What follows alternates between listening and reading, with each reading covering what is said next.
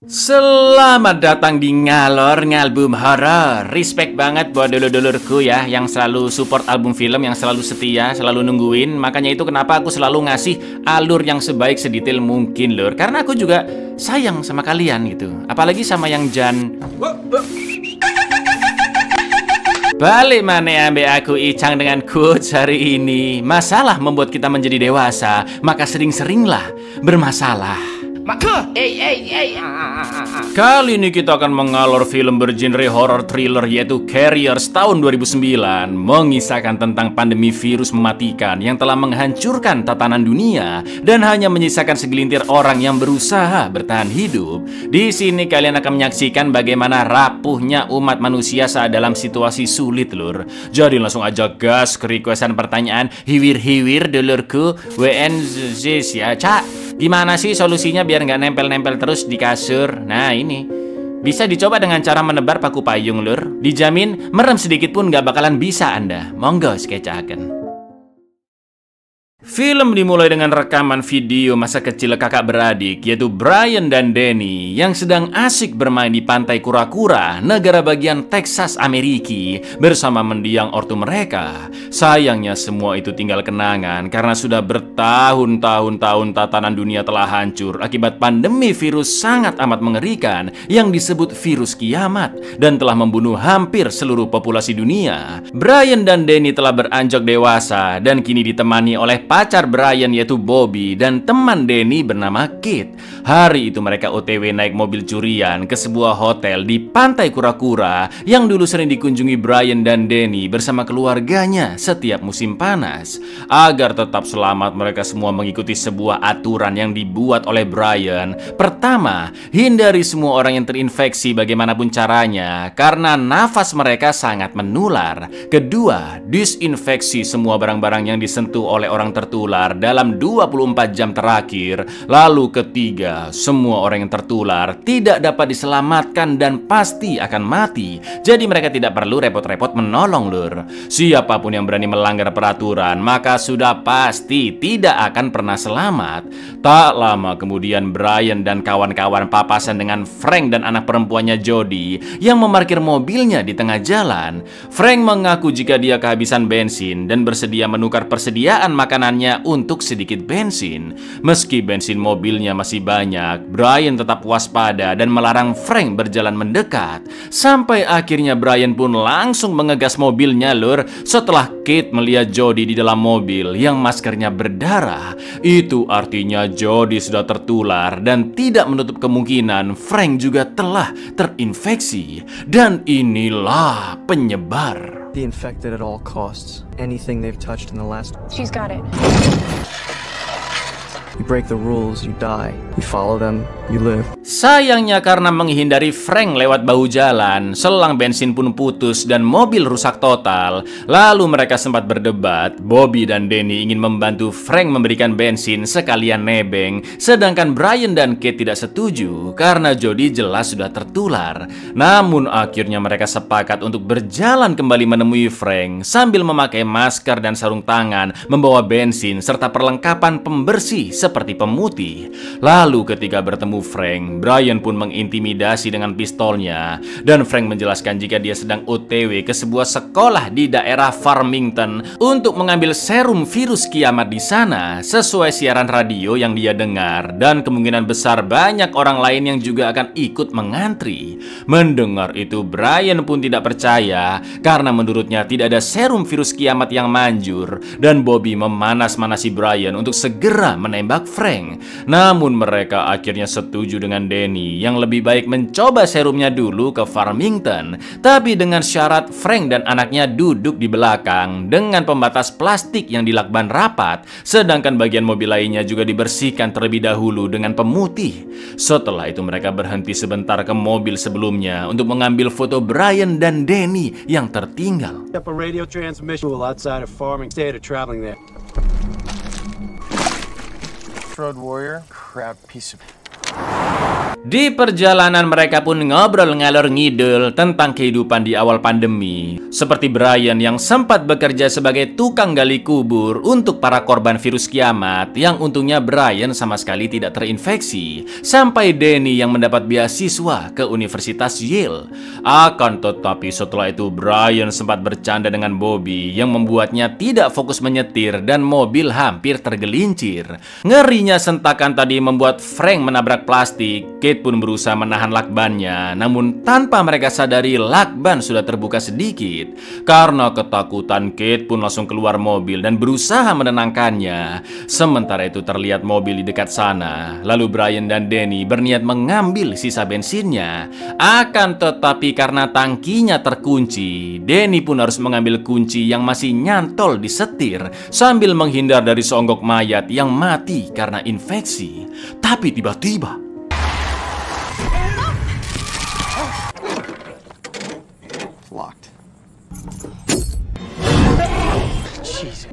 di malam harinya ketika sedang berkemah, Dek Jody bertanya tentang foto Brian dan Danny ketika masih kecil.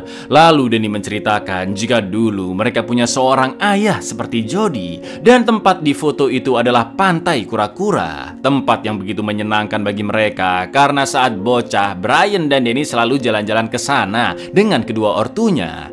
Danny juga memberitahu tujuan dia dan teman-temannya adalah pergi ke hotel di Pantai Kura-Kura yang sudah lama terbengkalai dan menggunakannya sebagai base camp.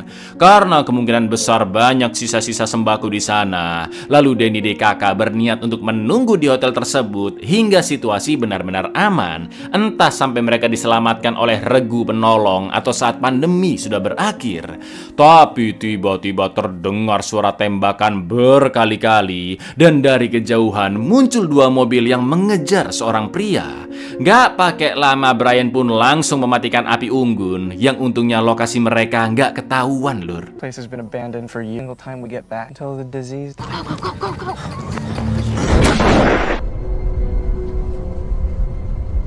Sesampainya di Farmington yang benar-benar terlihat sunyi dan kumuh, mereka pun langsung OTW ke sekolah, sementara Jody menunggu di mobil bersama Bobby. Tapi anehnya tidak ada siapapun di sana, lur, dan mereka hanya menemukan banyak kasur rumah sakit yang kosong dengan bantal kotor penuh bercak seperti masker Jody, juga infus yang masih tergantung. Namun tak lama kemudian mereka melihat seorang bocil yang berjalan ke lapangan olahraga, dan di sana terdapat seorang dokter, sebut saja Pak Ijo, bersama sekelompok anak kecil. Ternyata mereka semua telah terinfeksi, lur, dan serum itu hanya dapat menahan virus kiamat selama 3 hari saja, dan selanjutnya virus akan aktif kembali. Mirisnya kali ini Pak Ijo akan bundir bersama bocil-bocil itu dengan meminum larutan beracun. Melihat itu Frank pun tidak tega dan memaksa Brian menyalakan pistolnya agar dia bisa menembak Pak Ijo. Karena Brian tidak mau menyerahkan, Danny pun langsung merampas dari kakaknya lalu dilemparkan ke Frank, dan Frank pun langsung menodong Pak Ijo agar segera menghentikan niatnya. Namun Pak Ijo yang sudah putus asa menjelaskan jika mereka sudah kehabisan energi sejak 2 minggu lalu dan pasokan listrik dari kota juga sudah mereka pakai hingga tak tersisa lagi. Mendengar itu Frank pun hanya bisa pasrah, dan itu artinya hampir tidak ada harapan untuk anaknya Jody tetap hidup. 3 days and stabilize. 3 days. That's the best that we could do. No, stop. You can't do this. Kate, they're sick. They're already dead. Stop! Stop! God damn you! Stop it! Sometimes choosing life is just choosing the more painful. We lost power 2 weeks ago just to run the generators. Sementara di mobil ketika sedang asik ngobrol, tiba-tiba Jody batuk dan tak bisa bangun untuk meraih alat bantu nafasnya. Namun karena Frank tidak kunjung datang, Bobby pun nekat membuka plastik pembatas sambil memakai masker dan sarung tangan. Namun saat akan memasangkan alat, Jody pun batuk darah hingga mengenai Bobby, lur. Sementara itu Frank DKK OTW balik ke mobil, dan Bobby pun langsung buru-buru menutup plastik serta menyembunyikan jaketnya yang terkena cipratan darah.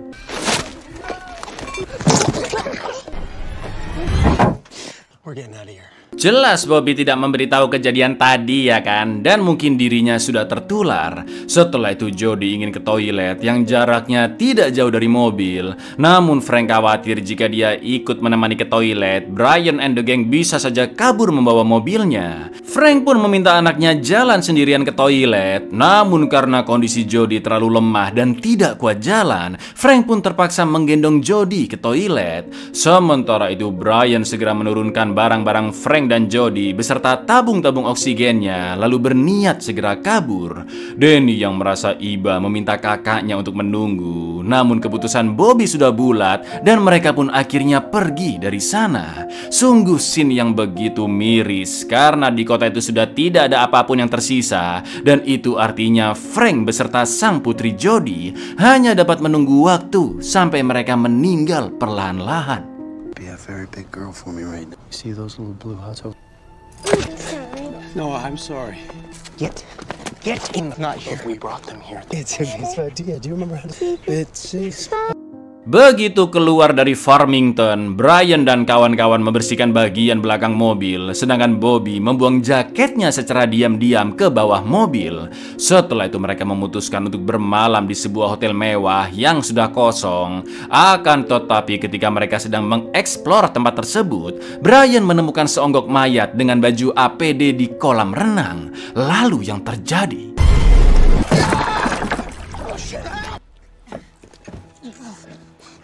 Setelah itu mereka akan bermain golf, namun Brian iseng kebut-kebutan dengan mobil caddy hingga nyusruk ke tanah. Brian pun meminta tolong Bobby untuk membantunya bangun, namun Bobby tidak mau mendekatinya dan hanya mengacungkan stick golf untuk membantu karena dia khawatir Brian akan tertular ya kan lur.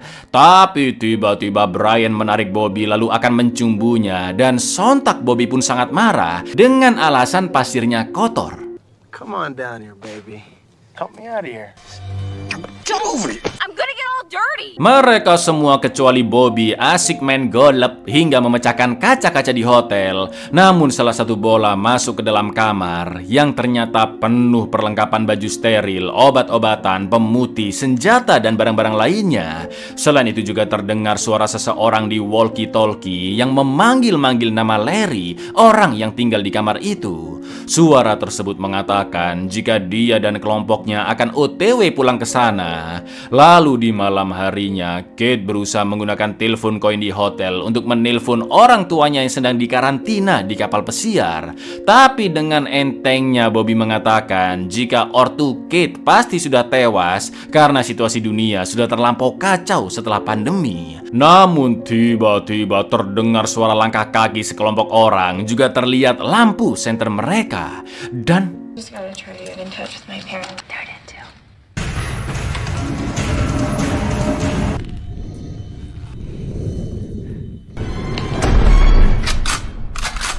sementara itu di luar, ketika sedang mabok Hammer, Brian pun terkejut melihat seonggok mobil dan kerangkeng berisi kuda yang terparkir di depan hotel.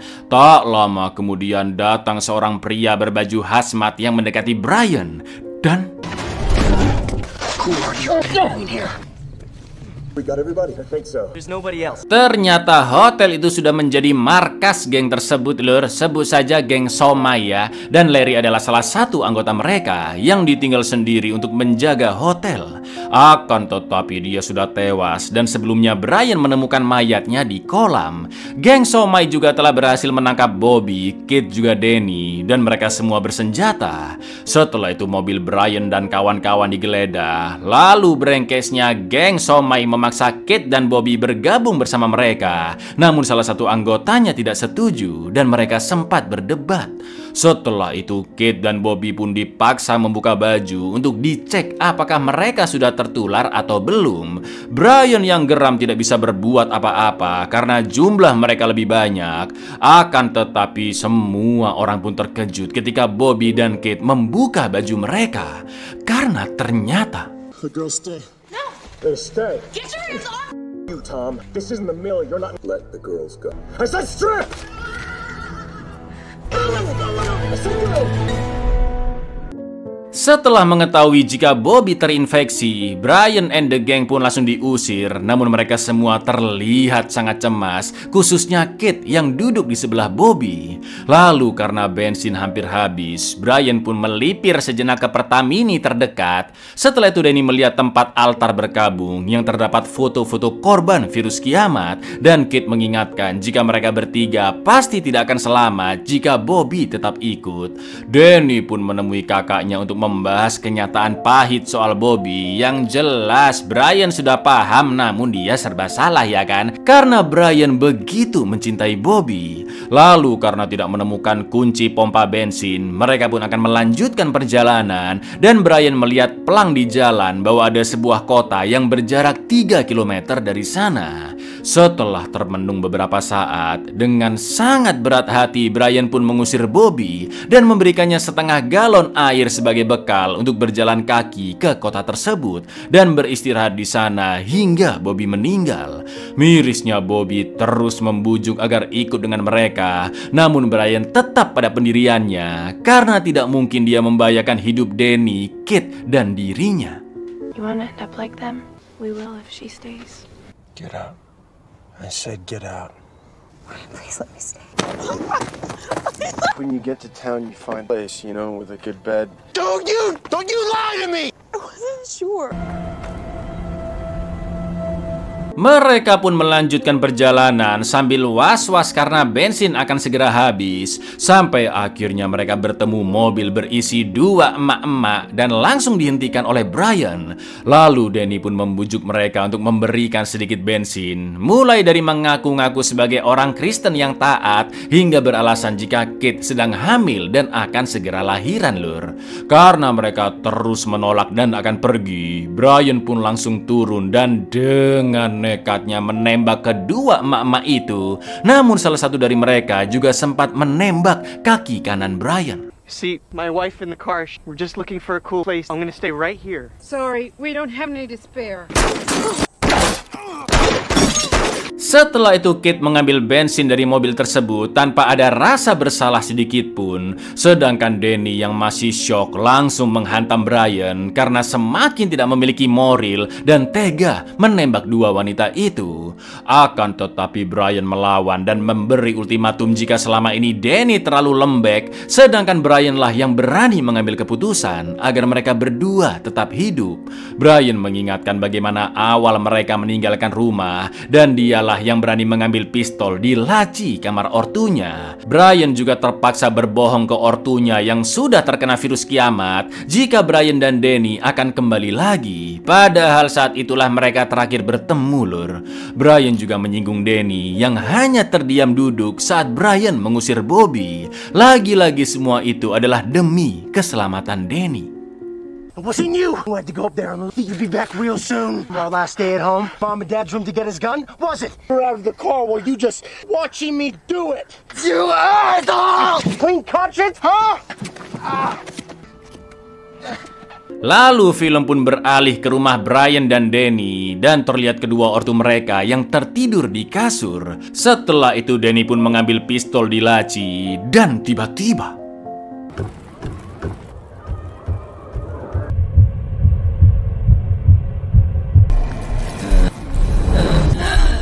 ternyata cuma mimpi dong. Lalu setelah lanjut OTW beberapa kilometer, karena Brian butuh obat untuk luka tembaknya, mereka pun mendatangi rumah yang semua pintu dan jendelanya ditutupi kayu. Namun ternyata ada satu jendela lantai 2 yang masih terbuka lur. Karena penasaran, Danny pun masuk ke sana dengan naik ke atas mobil. Tapi ternyata Danny, there. sontak Danny memakai masker dan mengambil shotgun dari mayat ibu itu. Lalu di ruangan lain, Danny pun melihat seekor anjing yang sedang memakan jasad tuannya. Awalnya si anjing tidak menggubris Danny, namun situasi berubah menjadi kacau ketika Danny mengambil obat-obatan dan tidak sengaja menjatuhkan salah satunya.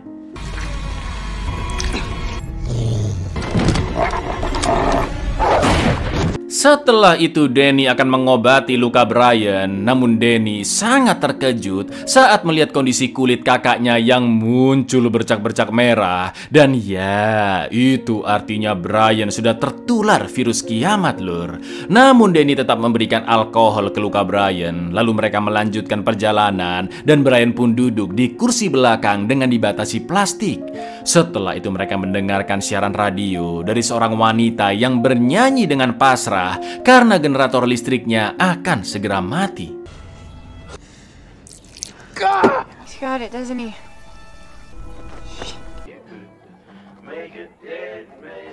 But my generator, so if there's... Malam harinya mereka pun melipir dan menyalakan api unggun. Suasana terasa begitu sedih karena kondisi Brian semakin lemah. Ngomongnya pun mulai ngaco sampai akhirnya dia tertidur. Namun Brian masih memegang pistol dan ketika Danny akan mengambilnya, tiba-tiba Brian terbangun dan menceritakan tentang pengalamannya dulu sebagai tukang kubur korban virus kiamat. Ngerinya ada beberapa dari mereka yang masih bergerak ketika dimasukkan ke liang lahat, lur. Lalu Brian pun menangis mengingat betapa tragis hidupnya dan Danny setelah mereka kabur dari rumah karena pandemi. Dan sekarang Brian juga terinfeksi. Setelah itu Brian pun pingsan sejenak dan sambil menahan tangisnya, Danny perlahan mengambil pistol tersebut beserta kunci mobilnya. Mirisnya ketika Danny masuk ke mobil, Brian kembali bangun dan berjalan mendekatinya. Lalu Danny pun baru sadar jika kunci mobil yang benar masih dipegang oleh Brian. Those people still alive. They're gonna dump them in the grave. And how the hell did we get here? You know.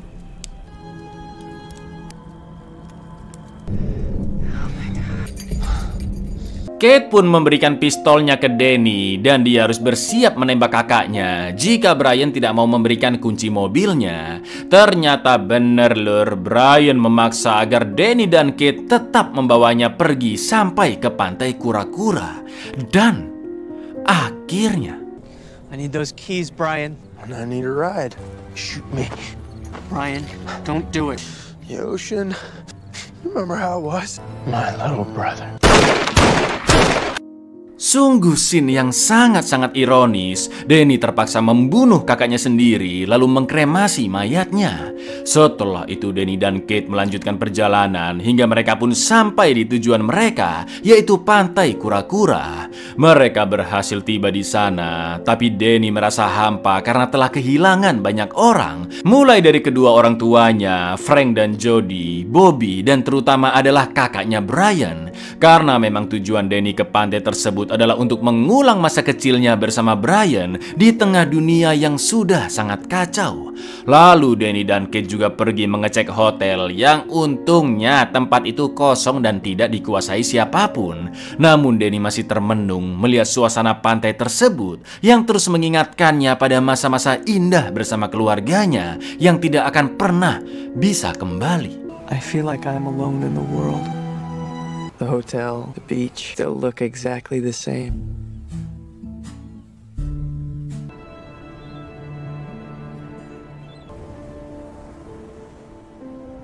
We made it. Brian and I used to love this place. Buyar, sudah jelas pesan dari film ini, lur. Memang tidak fokus ke virusnya, tapi lebih ke betapa rapuhnya hubungan manusia jika sedang dalam situasi yang sulit, ya kan? Karena saat pandemik mengerikan seperti ini, lur, ya kalian bayangin aja lah. Manusia pasti akan dihadapkan dengan pilihan-pilihan sulit tentang bertahan hidup dan moralitas manusia. Assalamualaikum.